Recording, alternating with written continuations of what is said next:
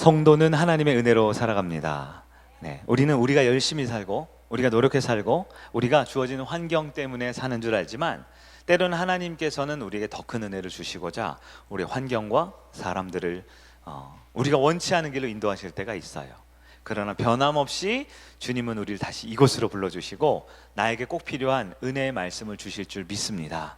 말씀 가운데 아멘으로 받고 그 말씀을 결단할 때에 말씀이 진리가 내 삶을 이끌어가는 참 은혜가 되기를 예수님의 이름으로 축복합니다.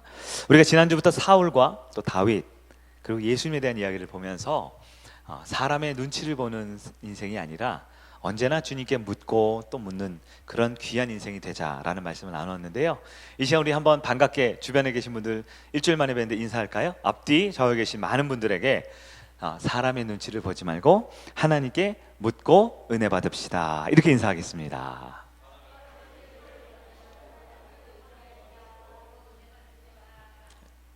다 못 외워요? 제가 여러분 기도란다. 인사를 오래 하라고 멘트를 좀 길게 드렸더니 좀 힘들어하는 분들이 계시네요.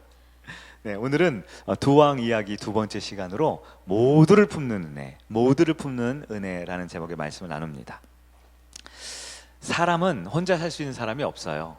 사람은 다 누구나 다른 사람에게 도움을 받아야 합니다. 그리고 나도 내가 받은 도움과 이런 삶의 많은 것들을 또 도와주는 삶을 살게 되죠. 원하든 원하지 않든 혼자서 이 세상 가운데 살아가는 사람은 없어요. 다 주변 사람들과 상호작용을 통해서 더불어 살지요. 성도의 삶도 마찬가지입니다. 우리가 교회에 와서 신앙생활할 때 내가 말씀 듣고 기도하고 내가 신앙생활하지요. 하지만 진정한 하나님의 자녀라면 반드시 누군가에게 영향을 받게 돼 있어요. 그리고 내가 받은 영향을 선하던 그렇지 못하던 영향을 또 주고 살아가지요. 그래서 혼자 신앙생활할 수 없어요. 같이 살아갑니다. 누군가는 목자가 되겠고 누군가는 양이 되겠고 누군가는 영적인 어버이가 될 것이며 누군가는 영적 다음 세대가 될 것입니다.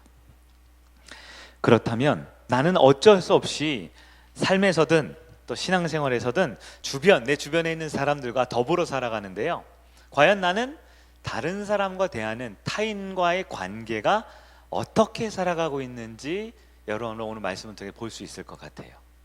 크게 두 부류의 사람이 있습니다. 첫 번째는요, 나를 위해 다른 사람들을 이용하는 사람이 있습니다.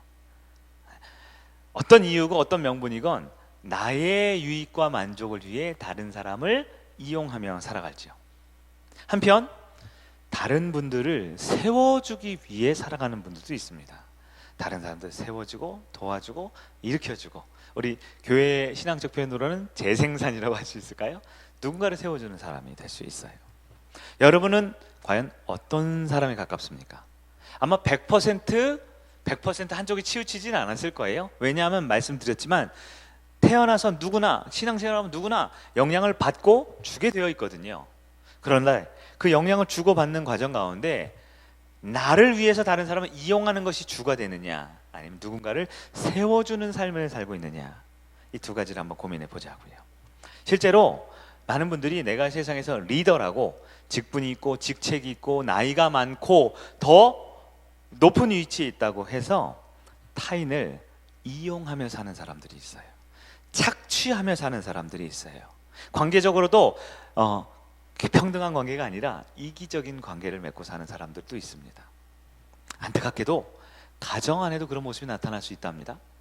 사랑하고 아껴주는 가족이라는 이름을 모였지만 나의 유익과 나의 편안함과 내 마음의 만족을 위해서 다른 가족을 이용합니다. 다른 가족을 착취합니다. 내 마음 편하고자 내 뜻대로 하고자 가족들에게 불편한 이기적이고 자기중심적인 관계를 오랫동안 맺으면서도 그렇게 괴롭고 힘들게 사는 가정들도 있을 수 있어요. 안타깝지만 교회 안에도 마찬가지입니다. 하나님의 자녀라는 성도라는 이름으로 가족교인이라는 이름으로 모였지만 내 만족과 유익을 위해 나의 신앙의 도움을 위해 나의 삶의 평안을 위해 오늘도 예배드리고 식사하고 교제하고 목장하고 다 나만을 위해 다른 성도들을 이용하는 그런 마음가짐으로 살 수도 있다는 것이죠. 우리가 지난주에 이어서 이번 주도 사울과 다윗의 관계를 보는데요. 이 두 왕, 우리가 가장 대표적으로 볼 수 있는 이스라엘 첫 번째, 두 번째 왕은 과연 어떤 관계로 그들의 주어진 리더십과 하나님이 주어진 그들의 권위를 활용했는지를 한번 점검하면서 혹시 그 가운데 내 모습이 있는지 아니면 내가 닮아야 할 모습이 있는지를 한번 보기를 원합니다. 먼저 우리 사울의 대인 관계를 한번 볼까요? 우리가 읽은 사무엘상 14장은 우리가 지금 중간 24절부터 30절까지만 읽었지만 1절부터 쭉 보면요, 사울이 있는 이스라엘과 블레셋이라는 두 나라가 전쟁 중에 있는 환경입니다. 근데 우리 지난주 말씀에 따르지만 어느 나라가 군사력이 더 강했을까요? 네, 인구도 많고 군사 무기도 강하고 블레셋이라는 나라가 압도적으로 강했어요. 여러분, 블레셋이 요즘에 표현하면 뭔지 아세요? 블레셋이 팔레스틴이에요. 팔레스타인. 그게 그 당시 원어로 하면 블레셋이거든요. 그 블레셋 지역도 거기 가자지구 있는데 이런 데 있죠. 거기가 블레셋의 원래 성경에는 가사라고 되어 있어요. 그 블레셋 사람들이요, 이 바닷가를 이렇게 끼고 있기 때문에 해외에서 철기 문화를 빨리 받아들였어요. 강력한 군사력을 가지고 있었습니다. 그렇기 때문에 모든 전쟁에서의 그 수라든가 군사의 수라든가 병력의 무기, 이 모든 것이 이스라엘이 굉장히 불리했어요. 사울왕이 고민이 많았겠죠. 우리 지난주 말씀 기억납니까? 사울왕은 이럴 때 누구 눈치를 봐요? 환경과 사람의 눈치를 보고 있어요. 그럴 때 항상 어디든 하나님의 사람은 있게 마련입니다. 사울의 아들 중에 다윗의 절친 이름이 뭐죠? 요나단이라는 사람이 있는데요, 사울왕의 아들이에요. 그가 용맹하게 소수의 군사를 이끌고 블레셋 적진에 깊이 침투합니다. 그리고 그들의 장수 몇 명을 제거했는데요, 그 과정 가운데 장수를 잃은 블레셋 군사들이 자기들끼리 서로 치고받고 싸우면서 이 블레셋 이 진영 전체가 대혼란 속에 빠져들었다, 성경이 이렇게 말해요. 그래서 블레셋인끼리 서로 치고받고 죽이는 관계 가운데 이스라엘 백성들이 사기가 올라갔겠죠. 적은 인원이고 군사력도 작았지만 갑자기 저들이 자중질환하고 있는 가운데 용기를 내서 요나단과 그의 모든 이스라엘이 블레셋을 싸워서 거의 적을 소탕하기 직전까지 가게 됐어요. 엄청나게 승리를 목전에 눈앞에 두었는데요, 우리가 오늘 읽은 본문에 따르면 이스라엘 백성들이 사기가 땅바닥에 떨어지는 일이 벌어졌다는 거예요. 다 이긴 전쟁인데 어떻게 사기가 저하됐을까요? 바로 그들의 리더였던 사울 왕의 결정 하나 때문에 그렇습니다. 한 사람이 어떤 결정을 내리고 선택하는 건 그 사람의 가치관에 영향을 주죠. 그 사람의 가치관은 그 마음의 중심에 있는 하나님과의 관계가 가장 중요한 선택의 결정이 된다라고 했잖아요. 사울이 어떤 결정을 내렸을까요? 오늘 본문 좀 길지만 24절을 우리 한 번 더 읽어볼까요? 사무엘상 14장 24절입니다. 이날에 시작. 이날에 이스라엘 백성들이 피곤하였으니 이는 사울이 백성에게 맹세시켜 경계하여 이르기를 저녁 곧 내가 내 원수에게 보복하는 때까지 아무 음식물이든지 먹는 사람은 저주를 받을지어다 하였습니다. 그러므로 모든 백성이 음식물을 맛보지 못하고. 지금 사울왕이 명령을 내렸는데 어떤 명령이냐? 우리 화면을 한번 보면 좋겠는데요. 파란색으로 예쁘게 되어 있네요. 내가 내 원수에게 보복할 때까지 음식을 먹지 말라 그랬죠. 내가 내 원수에게 보복할 때, 이게 무슨 뜻일까요? 이게 무슨 뜻일까요? 실제로 이스라엘 백성 피곤할 수밖에 없어요. 왜냐하면 먹은 게 없거든요. 채운 게 없거든요. 여러분, 전쟁을 해보면요, 전쟁에서 가장 중요한 건 사기거든요. 사기. 내가 힘이 세고 능력이 센 것보다 내가 저걸 이기고 있다, 그러면 힘이 더 세져요. 네? 내가 몇 대 안 맞았어도 조금만 불리해도 내가 질 것 같아, 그러면 마음이 사기가 떨어지면 팽팽한 전력에서 갑자기 확 기울어 버리는 경우가 있죠. 죄송합니다. 이스라엘 백성이 지금 열세했던 이스라엘이 갑자기 역전승하게 됐어요. 얼마나 사기가 충천하고 올라왔을까요? 그런데 그들이 사기가 뚝 떨어져요. 왜냐하면 그들이 아무것도 먹지 못했거든요. 너무 배가 고팠거든요. 그런데 왜 먹지 못했느냐? 이게 중요한 거죠. 이게 바로 사울의 대인 관계에 대한 결정적인 증거이죠. 뭐예요? 내가 내 원수에게 보복할 때까지. 여기서 나는 사울이죠. 사울은 지금 이 전쟁에서 중요한 게 뭐냐? 살아계신 하나님이 이 전쟁을 이기게 한다? 아니에요. 자신의 용맹한 아들이 정말 지혜로운 전략 전술을 통해서 전쟁을 뒤집었다? 아니에요.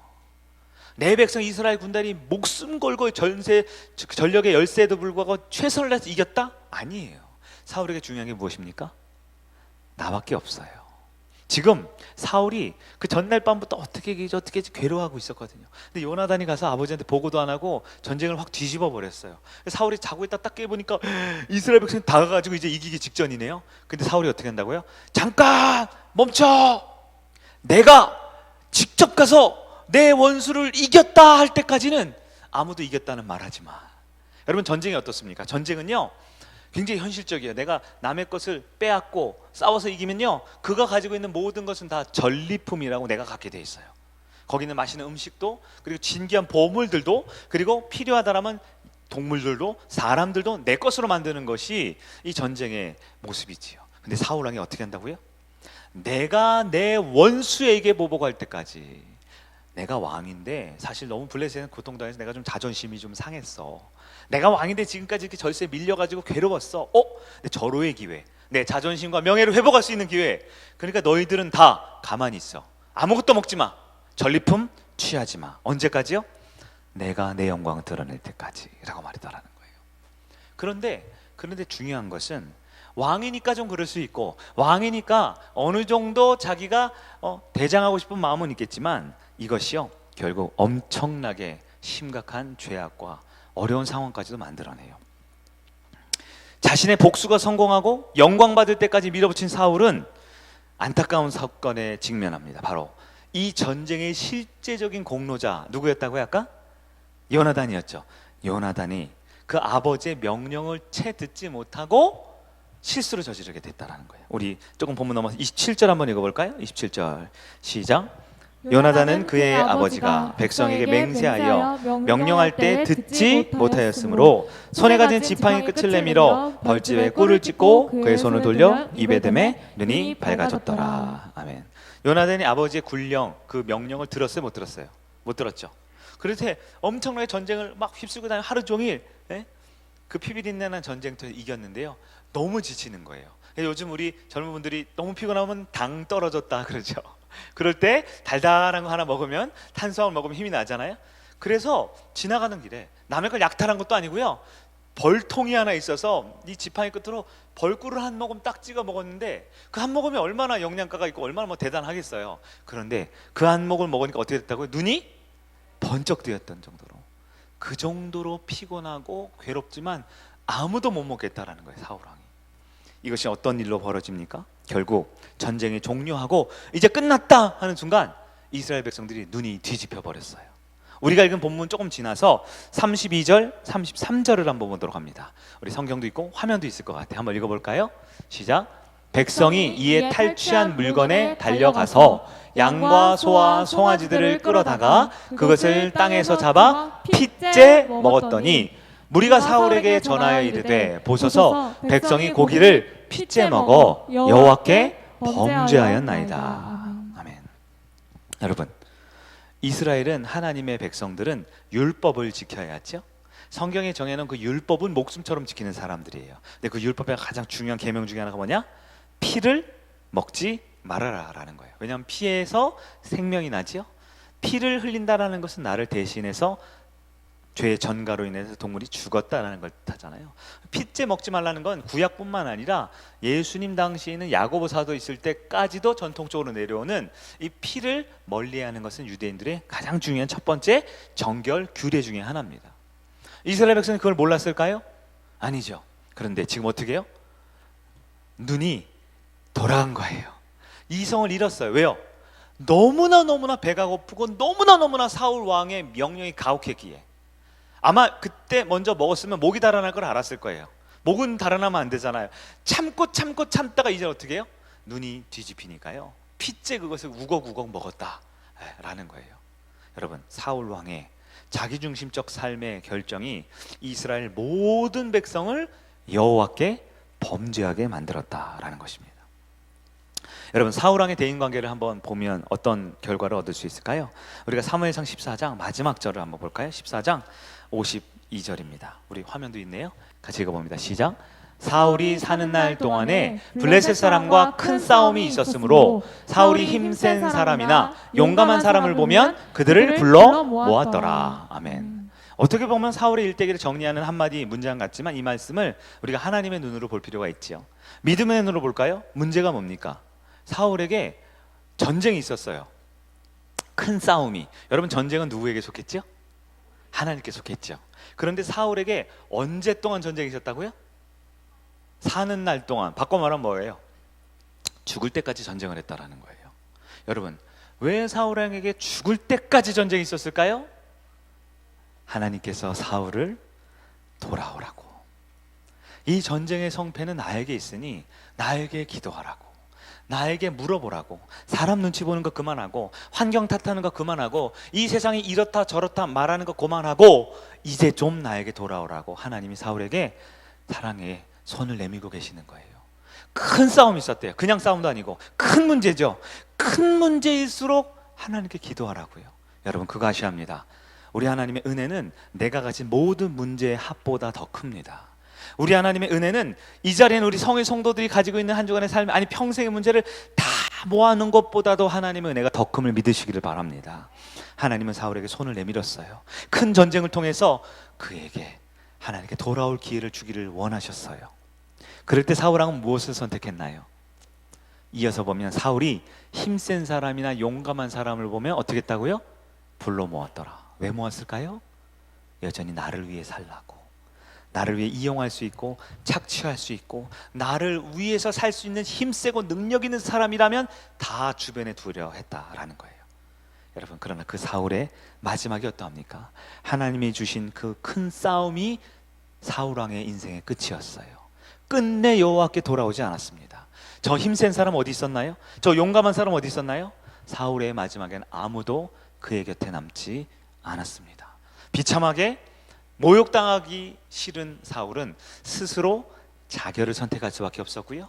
마지막 남은 그의 시종이 그 사울 왕의 목을 베어 다윗에게 갖다 줘서 얼마라도 얻어내고자 하는 그 비참하고 처절한 삶의 굴욕적인 인생을 끝나게 될 수밖에 없었다라는 것이죠. 여러분, 사울의 대인관계는 어떠합니까? 힘이 있고 능력 있고 가족이 있고 사랑하는 사람들이 있다 하더라도 나만을 위해 존재하는 사람들의 삶에 망하는 모습을 우리에게 보여주고 있는 거예요. 한편 다윗의 대인관계는 어떠할까요? 다윗은 골리앗과 싸움에서 이겼습니다. 그리고 사울 왕의 군대의 장관이 되었어요. 그런데 사울이 죽인 자는 천천히요, 다윗이 죽인 자는 만만이다. 사람들에게 노래를 부릅니다. 안 그래도 사람 눈치 보는 누구? 사울. 안 그래도 환경 때문에 두려워하는 누구? 사울이 그 다윗을 미워하기 시작해요. 생명의 은인인데요, 이스라엘의 영웅인데요, 자기 대신 싸워 이겨준 그 위대한 사람인데요, 오히려 어떻게 한다고요? 시기하고 질투해요. 심지어 자기 딸의 남편이잖아요. 자기 사위인데도 질투하고 미워하기 시작하지요. 다윗은 도망자 생활할 수밖에 없습니다. 여기저기 굴마다 그 이스라엘 지역에 있는 그 광야 지역, 엔게디에 있는 그 동굴 지역에 몇 날 며칠을 도망 다녀요. 그런데 여러분, 도망 다닐 때는 혼자 다녀요? 많은 사람 데리고 다녀요? 혼자 살기도 바쁜데 누굴 데리고 다닙니까? 그런데요, 그 왕에게 반역자로 몰려서 목숨이 위험한 다윗에게 그만 혹이 붙어버렸네요. 혹이 붙었어요. 무슨 혹이 붙었을까요? 여러분, 사무엘상 22장 1절과 2절입니다. 우리 화면에 한번 보면 좋을 것 같아요. 같이 읽어볼까요? 시작.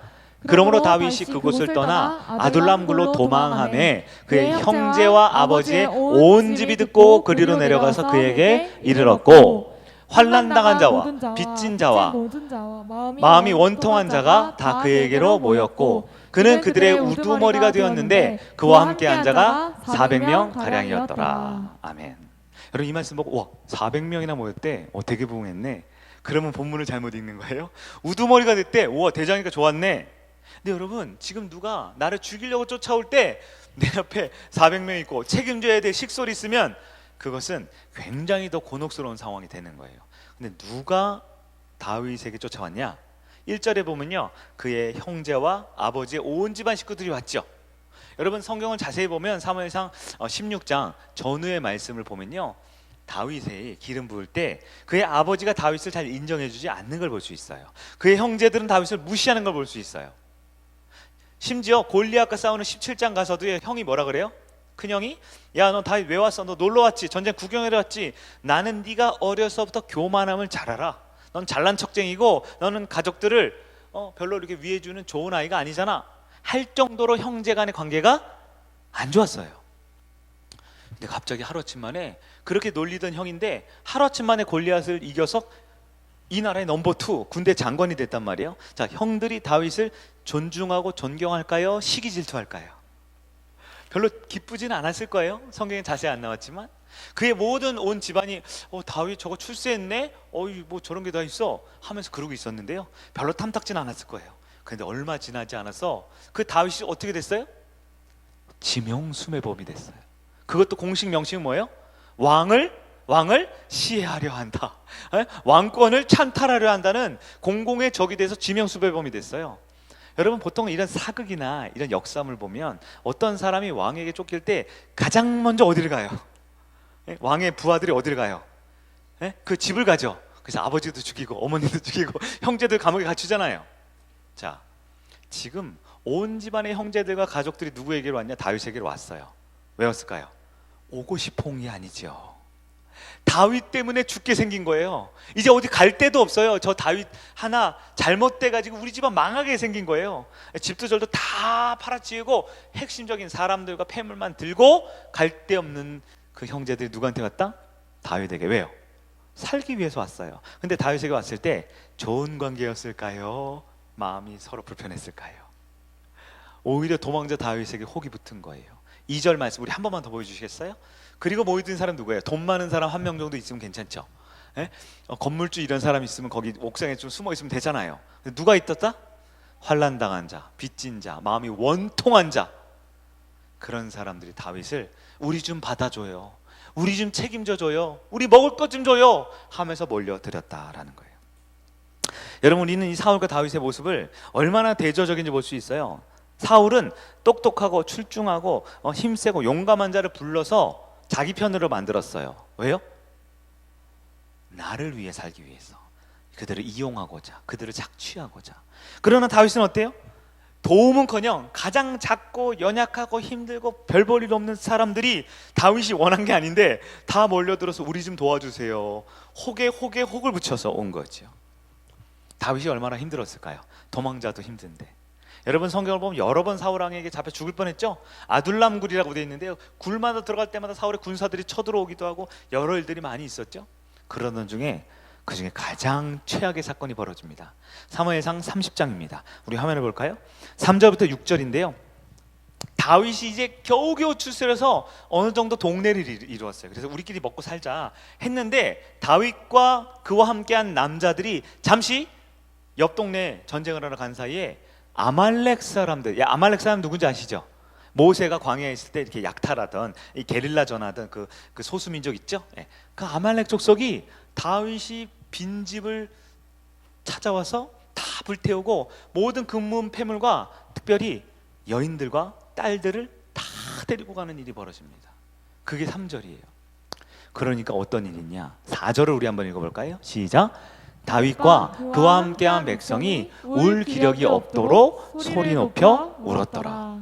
아니, 울 기력이 없도록 소리 높여 울었대. 이게 무슨 역설입니까? 그만큼 원통하고 비참한 거죠. 근데 여러분, 이때 보세요. 다윗과 그와 함께한 백성이 누구였을까요? 누구예요? 새로운 용병을 뽑았을까요? 애들 벌써 나가지고 큰가요? 아니, 아까 그 사람들, 그 자기를 별로 탐탁지 않은 형제 가족들, 혹과 같은 가난한 자, 헐벗은 자, 원통한 자, 환난당한 자, 빚진 자들, 세상에서 실패하고 넘어지고 마음이 괴로운 그들이, 다윗과 함께하는 그들이 엎친 데 덮치격으로, 불난 데 부채질하고, 불난 데 기름을 확 끼얹은 거죠. 얼마나 괴로운 일, 이제 남은 소중한 가족마다 다 빼앗겨 버린 거예요. 그럴 때 다윗에게 인생일 때 최대 위험이 찾아오죠. 5절을 보면요, 심지어 다윗의 부인들도 다 사로잡혀 갔대요. 그럴 때 6절을 봅시다. 어떻게 됩니까? 백성들이 자녀들 때문에 마음이 슬퍼서 다윗을 어떻게 했다? 돌로 치려했다. 여러분, 다윗의 마음을 한번 생각해 보세요. 그들이 누구예요? 누가 돌로 치려했어요? 생판 모르는 사람이에요? 회사에서 만난 직장 동료예요? 아니죠.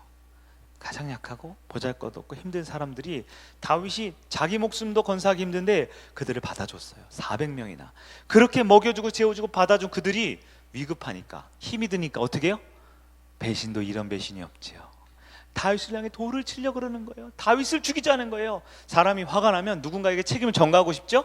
근데 미우면 어때요? 그래서 보통 교회에 상처를 받고 떠나면 보통 제일 만만한 게 목사님이잖아요.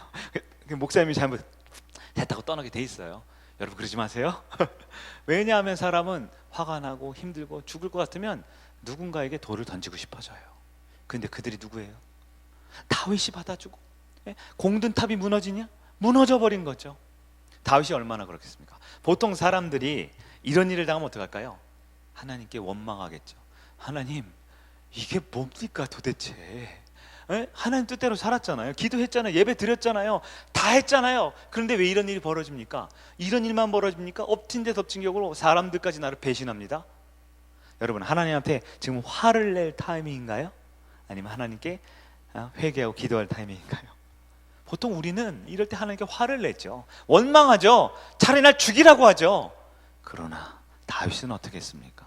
다윗이 어떻게 했을까요? 우리 6절 후반부 다윗이 크게 다급하였으나, 이 말은 진짜 두렵고 힘든 상황이라는 뜻이에요. 다윗이 시작. 다윗이 크게 다급하였으나 그의 하나님 여호와를 힘입고 용기를 얻었더라. 아멘. 하나님의 그런 마음을 주셨죠.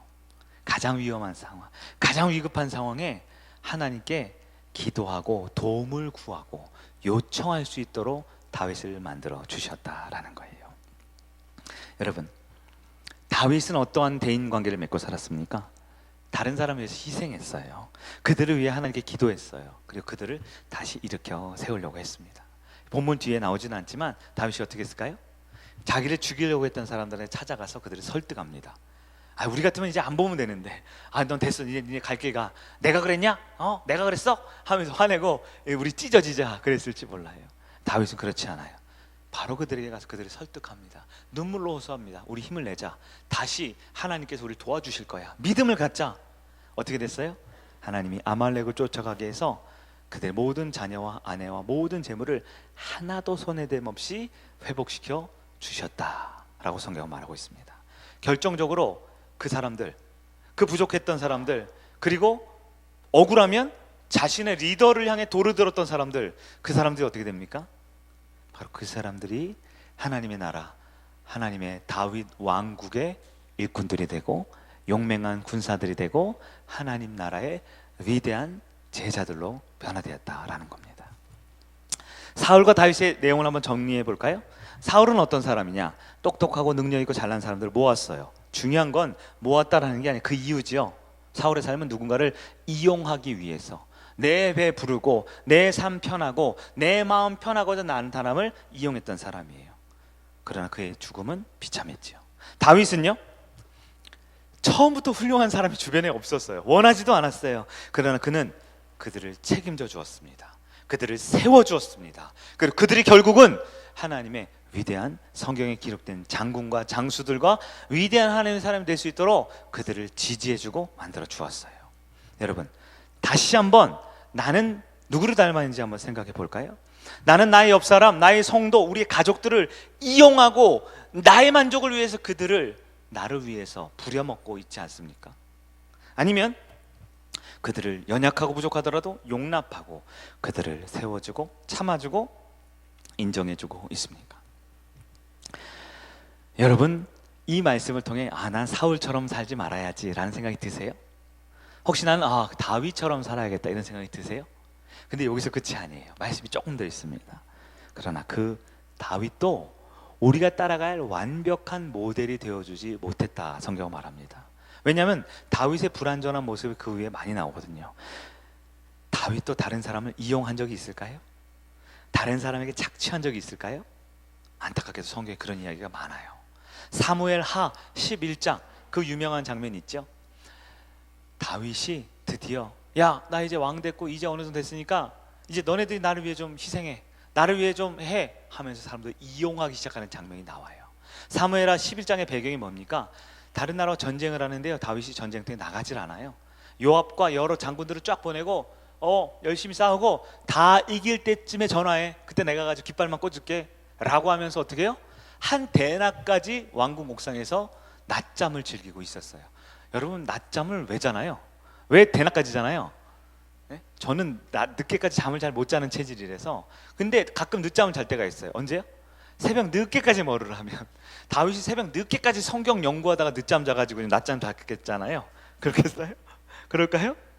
밤새 자기를 위해, 자기의 욕구를 위해, 자기의 즐거움을 위해 지난 밤을 보낸 다윗은 그날도 해가 중천에 뜰 때까지 한낮까지도 늘어지게 잠을 자고 있었습니다. 그리고 그 유명한 사건이 벌어지죠. 바로 밧세바와 우리아 사건이 벌어집니다. 다윗은 자신의 잘못을 덮기 위해서 충실했던 우리아를 이용하기로 결정합니다. 전장에 있는 열심히 싸우는 우리아를 집으로 데리고 와요. 그리고 다윗이 계략을 세웠지만 충실해도 너무 충실한 우리아는 다윗의 계략에 넘어가지 않습니다. 어떻게 합니까? 죄는 죄를 낳고 욕심은 욕심을 낳고 거짓말은 거짓말을 낳지요. 다윗은 이번엔 요압 군대 장관을 통해 그를 이용하여 우리아를 사선해 죽음의 자리로, 죽음의 전쟁터로 몰아내어 결국 그의 욕심을 이루어내고야 말았죠. 다윗도 그렇게 하나님 앞에 기도하고 무릎 꿇었던 다윗도 넘어지고 쓰러진 거예요. 여러분, 다윗의 모습을 보며 누가 보이느냐? 바로 사울의 모습을 우리는 볼 수 있습니다. 사울도 처음에는 겸손했다 그랬죠. 다윗과 사울의 시작은 어떻게 해요? 너무나 비슷했다 그랬죠. 그러나 사울은 비참한 인생, 다윗은 어때요? 다윗의 힘으로는 사울이 될 뻔했어요. 다윗의 성정으로는 또 사울이 될 뻔했어요. 사무엘하 24장 보십시오. 이스라엘 안정되자 또다시 다윗의 마음에 교만한 마음이 또 올라왔어요. 그래서 어떻게 해요? 나의 왕국의 호구조사, 인구조사를 시키기 시작합니다. 누구의 왕국이요? 다윗의 왕국이요. 그러나 그 왕국은 누가 주인입니까? 하나님의 나라잖아요. 다윗이 사람들을 시켜서, 많은 장군들을 시켜서 인구가 몇 명인지 세봐. 특히 싸움할 수 있는 남성 인구 알아봐. 우리나라 영토 알아봐. 무기수 체크해봐. 병마가 얼마인지 체크해봐. 그 마음 가운데 또 사람들을 이용해서 자신의 영광과 자신의 이름을 드높이고자 하는 다윗 안에 있는 사울의 모습이 또 드러나고 있다라는 거예요. 여러분, 죄의 오염 속에 살아가는 우리의 인생도 마찬가지입니다. 어쩌면 사울과 같은 남을 착취하면서 이용해 먹고 살아갔던 나만의 유익을 살던 우리가 예수 믿고 구원받아 하나님의 자녀 돼서 이젠 다른 사람을 도와줘야지, 다른 사람 돌봐줘야지, 다윗처럼 살고자 할지 몰라요. 그러나 우리의 모습은 다윗처럼 살지만 또 넘어집니다. 또 사울이 있어요. 또 욕심을 부리고 또 내 영광을 누리라고 그렇게 겸손하고 눈물 콧물 흘리면서 주님 도와달라고 했지만 그 문제 해결되면 또 목에 힘이 들어가고 또 남을 이용하려고 하는 모습이 우리 가운데 있는 것이지요. 여러분, 그렇다면 우리에게 소망이 없을까요? 오늘 말씀의 가장 중요한 결론에 해당하지요. 바로 주님의 은혜가 바로 우리에게 필요한 것 이유입니다. 불완전한 다윗의 후손 가운데 완전한 메시아가 오셨습니다. 다윗의 후손이지만 다윗보다도 더 완벽한 모습으로 완전한 성취와 성공을 이룬 분이 우리 곁에 찾아오셨습니다. 그분이 누굽니까? 예수 그리스도입니다. 다윗은 그림자라 그랬어요. 장차 오실 영원한 구원자 메시아를 보여주는 예표다라고 성경은 말합니다. 그렇다면 그 진실, 그 실체는 누구라고요? 예수 그리스도입니다. 우리가 사울과 다윗 이 두 왕의 이야기에서 우리 누구를 바라봐야 돼요? 사울도 아니고 다윗도 아니에요. 사울의 모습을 통해 우리는 반면교사, 그것은 아니다라는 걸 깨달아야 돼요. 다윗의 모습을 보고 나도 다윗처럼 또 넘어질 수 있구나, 나의 죄를 깨달아야 돼요. 결국 우리가 마음에 품고 닮아가야 우리의 롤모델, 우리가 영향을 받고 우리가 바라봐야 할 분은 오직 예수 그리스도밖에 없습니다. 예수님은 사람들을 이용하지 않았습니다. 예수님은 끝까지 그들을 품어 주었습니다. 마귀에게 시험을 받고 공생을 시작하는 첫날, 첫 시작, 예수님에 대한 기록이지요. 우리 마태복음 4장 23절, 24절, 25절 읽겠습니다. 시작. 예수께서 온 갈릴리에 두루 다니사 그들의 회당에서 가르치시며 천국 복음을 전파하시며 백성 중에 모든 병과 모든 약한 것을 고치시니. 여러분, 23절이요, 예수님이 했던 3대 사역이 있어요. 가르치고 전파하고 고쳤다. 근데 누구를 가르치고 누구를 전파하고 누구를 고쳤을까요? 예수님이 복음 전도를 시작하고 교회를 시작하고 성도들을 모으면 그 중에 좀 유력한 사람, 돈 좀 있는 사람, 정치인들, 그것까지 갈 거 없어요. 뭐 좀 사자 들어간 사람, 이 동네 유지들, 말 잘 듣고 순종하는 사람, 건강한 사람, 그런 사람들 좀 있어줘야 교회도 홍보도 하고 부흥하는 거 아닙니까? 그런데요, 예수님 곁에 누가 있습니까? 24절이요. 시작. 그의 소문이 온 수리아에 퍼진지라. 사람들이 모두 앓는 자 곧 각종 병에 걸려서 고통당하고 귀신 들리고 간질하고 중풍병자들 데려오니 그들을 다 고치시더라. 여러분, 우리 예수님 곁에 누가 찾아옵니까? 다윗에게는 혹이 왔지만 예수님 곁에는 암덩어리가 온 거예요. 그러나 우리 예수님 어떻게 하십니까? 그들을 다 고치셨습니다. 왜요? 우리 예수님은 그것 하러 오셨거든요.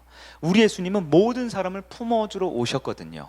다윗도 최선을 다했지만 품지 못할 때가 있었어요. 다윗도 사람을 세워주는 인생 살고 싶었지만 그리스도의 예표로서 그도 실패했어요. 우리도 실패하죠. 그러나 실패하지 않는 분이 있답니다. 그분이 누굽니까? 예수 그리스도입니다. 예수님이 12제자를 세운 거 잘 아시죠? 12명의 제자 출신이 어디입니까? 갈릴리, 그 촌구석이에요. 직업은요, 별 볼 일 없는 사람들이 대다수예요. 12명 하나같이 유력한 사람 없습니다. 사람들에게 미움받고요, 사람들에게 멸시당하고요, 내세울 것 하나 없는 사람들이에요. 그런데 예수님은 그들을 어떻게 하셨어요? 그들을 위해 십자가에 죽으셨습니다. 그들을 사랑하시기에 끝까지 사랑하셨습니다. 그냥 사랑하고 희생만 한 게 아니에요. 부활하신 예수님은 그 죄책감과 좌절감과 이 낙심에 흩어져 있는 그들에게 일일이 찾아가셔서 그들을 다시 세워주셨습니다. 왜요?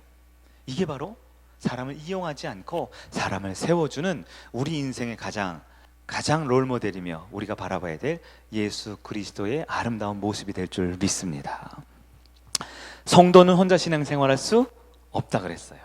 너무나 교회 안에서도 다른 배경, 다른 모습이에요. 우리 2부 예배는 인원이 좀 적지만 여기 계신 분들 20명 남짓 계신 분들도 집도 다르고 직장도 다르고 성격도 다르고 스타일도 다르죠. 좋아하는 음식도 다 다른 것 같아요. 그런데 우리 안에 서로에 대한 어떠한 관계 맺음으로 살아가고 있는지 이 시간 진지하게 돌아봐야 돼요.